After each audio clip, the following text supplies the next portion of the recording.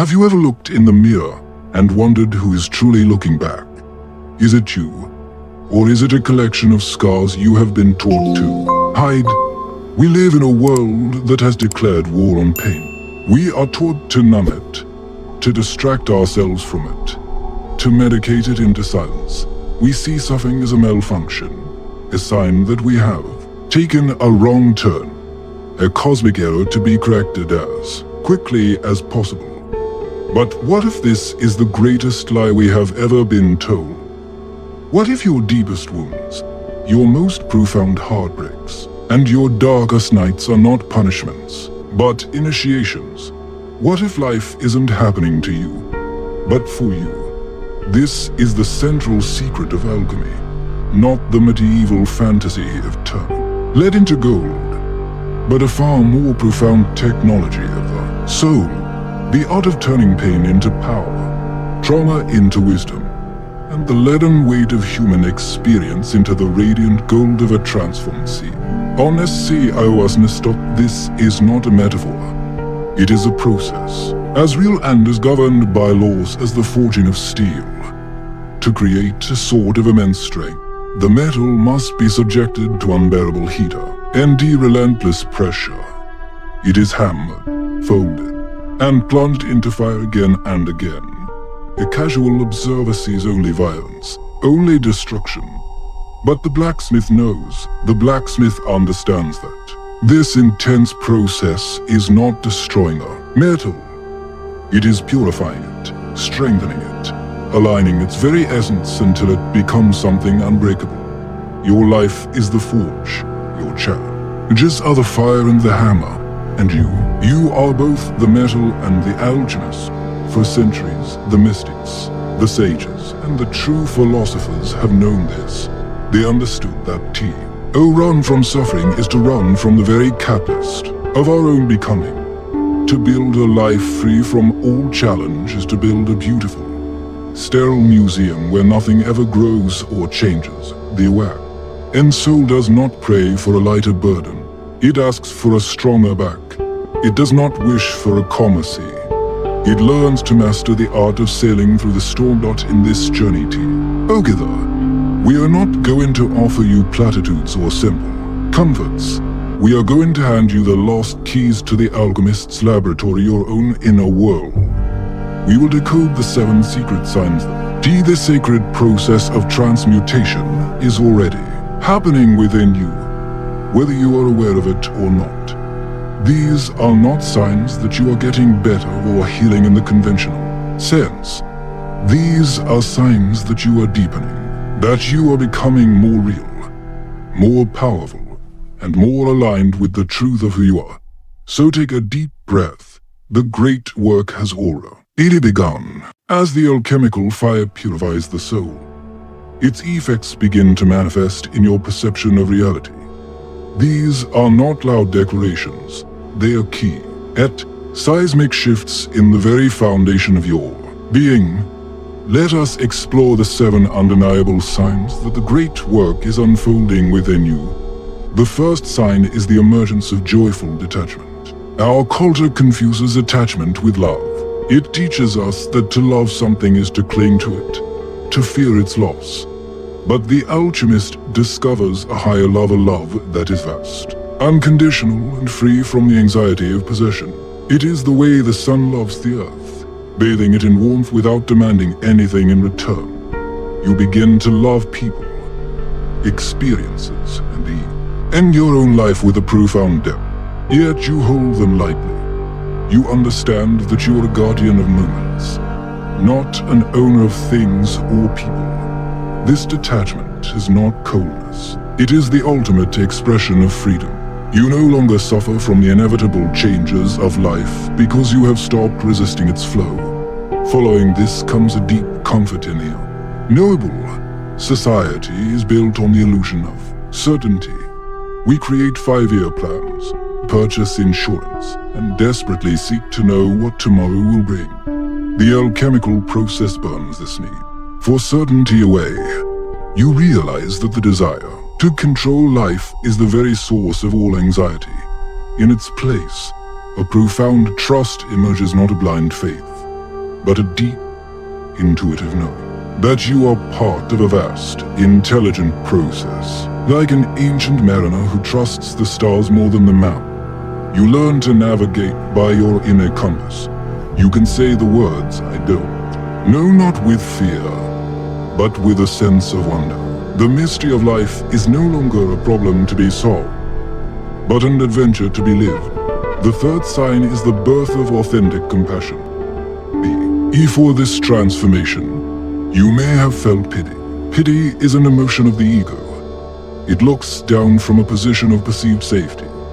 But having walked through your own fire, you no longer have the luxury of pity. When you see suffering in another, you do not see a victim to be saved. You see yourself. You recognize the familiar train of their pain. You meet them in that shared space, not with easy answers or cheap advice, but with the power of your silent, knowing presence. This compassion doesn't drain you, because it is not an act of doing. It is an act of being. It is the recognition of the one soul dreaming itself through many bodies. This leads to the fourth sign, a redefined relationship with time. The frantic, linear rush from one task to the next begins to dissolve. The disease of hurry leaves your system. You discover that the present moment is the only place where life actually occurs. The past is no longer a ghost that haunts you, but a library you can visit for wisdom. The future is no longer a source of anxiety, but a field of infinite possibility. You become incredibly effective in the world, yet you move with an unhurried grace. People see what in the trap of time cannot understand it. You have discovered the secret of the eternal now, realizing that one moment, fully lived, contains all of eternity within it. The fifth sign is the quietening of the inner critic, that relentless voice of judgment. The inner narrator of fear and doubt does not necessarily disappear, but you stop believing it is you. You decide, identify from it. You come to see it as a conditioned mental pattern, like the weather passing through the vast, open sky of your awareness. You can hear its anxious whispers without obeying its commands. Its power was always in its ability to convince you that it was the voice of truth. Now, you recognize it for what it is, an echo of the past, a ghost in the machine, and in the growing silence behind that voice, your true wisdom begins to speak. This naturally brings forth the sixth sign, an attraction to silence and nature. The constant noise of the modern world, the endless stream of information and distraction, starts to feel abrasive, even toxic. You begin to crave stillness. You find more wisdom in the way a tree stands than in 1,000 news reports. You seek refuge in nature not as an escape, but as a homecoming. You understand that the universe does not scream its secrets. It whispers them in the rustle of leaves, in the vastness of the night sky, in the sacred pause between your breaths. Silence is no longer an empty space to be filled, but a rich, vibrant presence to be entered. Finally, the seventh sign appears, immunity to external opinion. For most of your life, you are unknowingly auditioning for the approval of others. You shaped your choices, your words, and even your identity based on the perceived judgment of the world. The alchemical fire burns away this need for validation. Your sense of worth begins to rise from an unshakable inner core. This is not arrogance. It is soul sovereignty. You list, and to others, you learn from them. But you are no longer swayed by praise or wounded by criticism. You are the sole and final authority in the kingdom of your own being. You have, at last, come home to yourself. These 7 signs are not a modern psychological phenomenon. They are echoes of an ancient pattern, a story told in 1,000 ways across 1,000 cultures. This is the monomyth of the soul's journey, and its symbols are encoded in our deepest consciousness. Consider the phoenix, the mythical bird that lives for 1,000 years. its stone. Rye is not simply one of rebirth. It is a testament to the necessity of the fire. The phoenix does not just get old and die.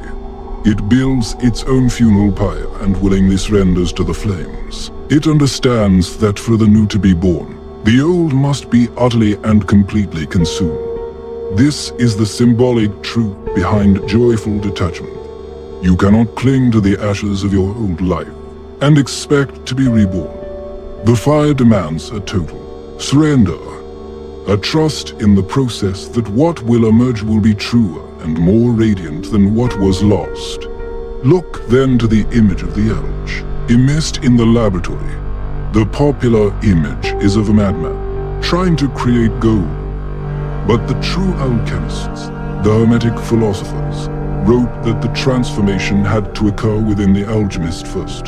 Their own soul was the primary vessel, the Athena. They understood that the outer work of turning lead into gold was merely a reflection of the inner work of purifying their own consciousness. The El. It was their own fear, their own greed, their own shadow, all the heavy, unexamined parts of themselves. This is the symbolic heart of quieting the inner critic and working with the Shah. Tao. The alchemist does not throw the lead away. They work with it, heat it, and patiently tend to it until its hidden golden nature is revealed. We see this pattern again in the timeless archetype of the hermit. In the tarot, the hermit is not a lonely outcast. He is a figure of wisdom who has voluntarily withdrawn from the noise of society to find a deeper truth. He holds a lantern, symbolizing the light of his own intuition, and he walks his own path. This is the symbolic journey behind the attraction to silence and the immunity to external opinion. The hermit must leave the village to remember the wisdom that the village has forgotten. He doesn't retreat out of hatred for the world, but out of love for the truth, and often he returns later, not to join the noise, but to silently offer his light to those who are ready to find their own way out. And perhaps most profoundly, there is the hero's journey into the underworld, the catabasis. Ever a Manana in ancient summer to Odysseus in Greece, the hero must descend into the realm of darkness. This is not a detour. It is the most essential part of the quest. It is in the darkness, stripped of all status and support, that the hero confronts the core of their being. It is there they face their deepest fears and retrieve a lost part of their soul. This journey into the abyss is what gives birth to authentic compassion. You cannot truly understand the nature of light until you have navigated the darkness. You cannot guide others through the labyrinth until you have faced the monster, its center, and realized that monster was a part of you. These ancient stories remind us that we are on a path that is both sacred and universal. Your personal pain is a reflection of a cosmic pattern of death, descent, and rebirth. Understanding these signs and symbols is one thing. Living them is the great work itself. The alchemical laboratory is not a distant, mystical place. It is your daily life. Every interaction, every challenge, every moment of friction is an opportunity to practice. The key lies in shifting from a raw, unconscious reaction to a conscious, transformative alchemical response. Let us take a common piece of lead. You are unfairly criticized. The critic could be a boss, a family member, or a stranger on the internet. The reaction is immediate and instinctual. The ego's defense systems activate. You feel anger, shame, or defensiveness. You lash out. You retreat into resentment. You rehearse arguments. Your mind, in this state, you are a puppet of your own conditioning. You have simply created more lead, adding another layer of heavy, toxic energy to the situation. But the alchemical response is different. It begins with a sacred pause. Instead of reacting, you observe. You witness the charge of anger rising within you, but you do not identify with it. You hold it in the vessel of your awareness. Then, You ask the alchemical question. What is the gold here? You don't ask if the criticism is true or false. You ask what it can teach you. Perhaps it has triggered an old wound of not feeling good enough. The goal, then, is the opportunity to heal that wound. Perhaps the criticism, while poorly delivered, contains a tiny, useful piece of feedback. The gold is the humility to extract it. By doing this, you have transmuted the lead of an insult into the gold of self-awareness. The critic is no longer your enemy. They have become your unwitting teach. Consider another common scenario. A project you poured your heart into fails. The reaction is despair. You identify with the failure. You see it as a final verdict on your work. I am a failure. Blame may rise, directed at yourself or others. You may give up, concluding that your dreams are impossible. This is the path of bitterness, of allowing a circumstance to define your entire being. The alchemical response starts with acknowledging the pain. You allow yourself to grieve the loss of that dream without judgment. But you do not fuse with the despair. Instead, you create space around it. You ask, what has this experience forged in me? Perhaps the failure taught you resilience. Perhaps it revealed a flaw in your strategy. Perhaps, most profoundly, it is redirecting you toward a path that is more authentic to your soul's purpose. The alchemist knows that sometimes the universe closes a door not as a punishment, but to force you to in the gate you were always meant to walk through. You transmute the lead of disappointment into the gold of redirection and resilience. One final, potent example. Someone you love betrays your trust. There is no heavier lead than this. The reaction is a torrent of righteous anger and deep, searing pain. You build walls round your heart, vowing never to be vulnerable again. You become a prisoner of your own resentment, replaying the betrayal endlessly. The poison, meant for the other person, ends up consuming you. The alchemical response is the most difficult, the most powerful. It demands that you honor your pain fully. It demands that you establish firm boundaries to protect yourself. But it does not stop there. Once the storm has passed, you turn. Alchemical gaze inward. You ask, what did this reveal about my own expectations? Where was I not being true to myself? How can I transmute this poison of bitterness into the antidote of wisdom? This does not mean condoning the betrayal. It means refusing to let it define the rest of your life.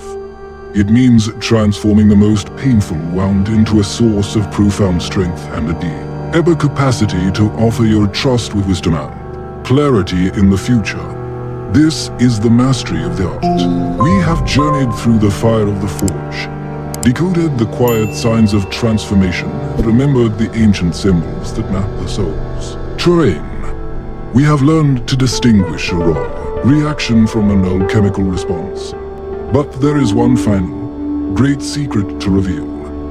It is the culmination of the entire alchemical process, the TR, meaning of the great work. For centuries, alchemists sought the legendary Philosopher's Stone, a mythical substance said to have the power to turn base metals into pure gold and to grant it, bring a life to the one who possessed it. They searched for it in hidden texts, in complex chemical formulas, in the alignment of the stars. But the greatest of them understood the truth.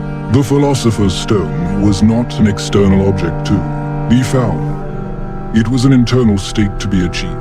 The Philosopher's Stone is a metaphor for a perfected, purified, and integrated consciousness. It is an awareness that has been so thoroughly tempered by experience, so completely cleansed of illusion, that it can meet any circumstance, any piece of lead and find the gold within it. It doesn't eliminate pain. It transmutes it instantly. It doesn't avoid challenges. It welcomes them as opportunities for growth. The eternal life it grants is not an endless duration of physical Ares, but an entry into the timeless dimension of the present moment, the eternal now. And the final secret is this. You are the Philosopher's Stone. It is not something you need to acquire. It is what you are. Beneath the layers of conditioning, beneath the scars of your wounds, beneath the noise of the fearful ego, the entire purpose of your life's challenge is the fires, the pressures. The heartbreaks was not to break you. It was to break open the hardened shell of the false self so that the radiant, indestructible light of your true nature could shine through. So, the call to a Shun is not to become an alchemist. It is to recognize that you already are one. Stop seeing your life as a series of problems to be solved. Start seeing it as your magnum opus, your great work. Your messy emotions are your prima materia, the sacred raw material.